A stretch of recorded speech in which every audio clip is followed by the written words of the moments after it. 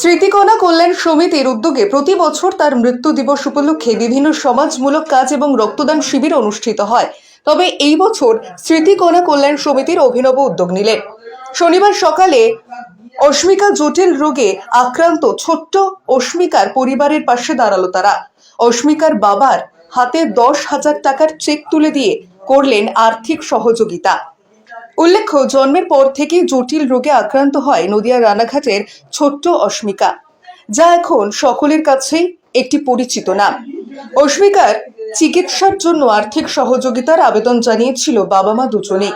সেই মতো রাজনৈতিক ব্যক্তিত্ব থেকে শুরু করে প্রভাবশালী মানুষ ও সাধারণ মানুষ আর্থিক সহযোগিতার হাত বাড়িয়ে দিয়েছেন আগেই। এবার অস্মিকার চিকিৎসার খরচের জন্য আর্থিক সহযোগিতা করল স্মৃতিকণা কল্যাণ সমিতি।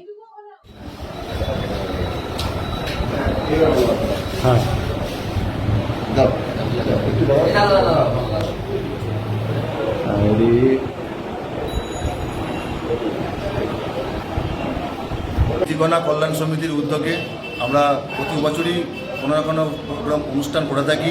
এবছরে আমরা করলাম আমাদের রানাঘাটেরই ছোট্ট শিশু অস্মিকা দাসের জন্য আমাদের সামান্য অর্থ 10,000 টাকা আমরা অস্মিকার সাহায্যের জন্য আমরা তুলে দিলাম স্মৃতিকণা কল্যাণ সমিতির পক্ষ থেকে।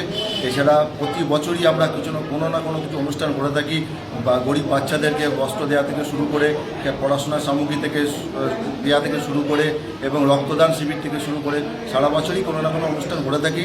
এবছরে নতুন একটা করোনার সময় আমরা গরিব মানুষদেরকে চাল ডাল তেল সব কিছু সাহায্য করেছিলাম, করে থাকি।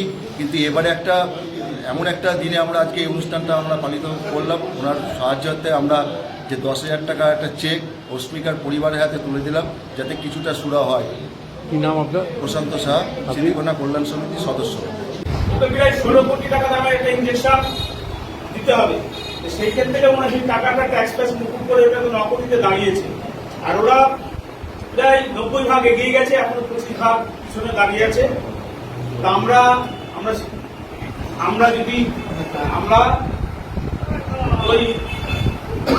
সামান্য কিছু অর্থ আমাদের স্মৃতিকণা কল্যাণ সমিতির তরফ থেকে অস্মিকার সুস্থতা কামনার জন্য আমরা তাকে এগিয়ে যাওয়ার জন্য সাহায্য করবো।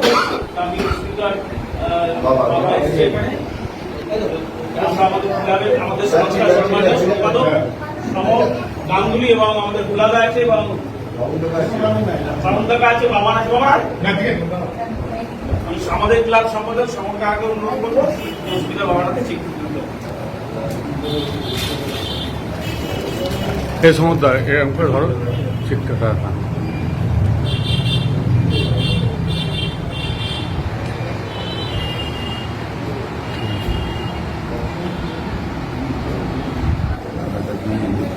ঠিক আছে।